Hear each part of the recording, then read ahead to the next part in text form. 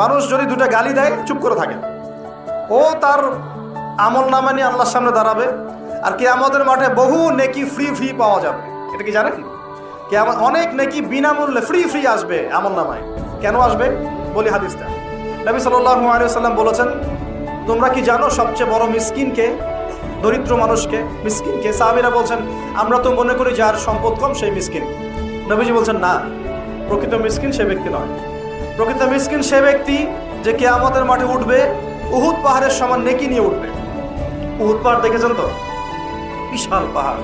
উহুদ পাহাড়ের সমান নেকি নিয়ে উঠবে। নামাজের নেকি, যাকাতের নেকি, হজের নেকি, ওমরার নেকি, বিভিন্ন নেকি।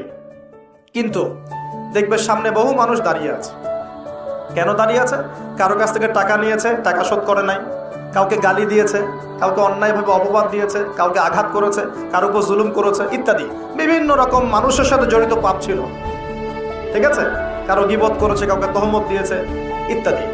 এখন আল্লাহ পাক বলবেন, এই ব্যক্তির নেকির যে পাহাড় আছে এখান থেকে নেকি নিয়ে ওদেরকে দিয়ে দাও। বলেন নাউজুবিল্লাহ।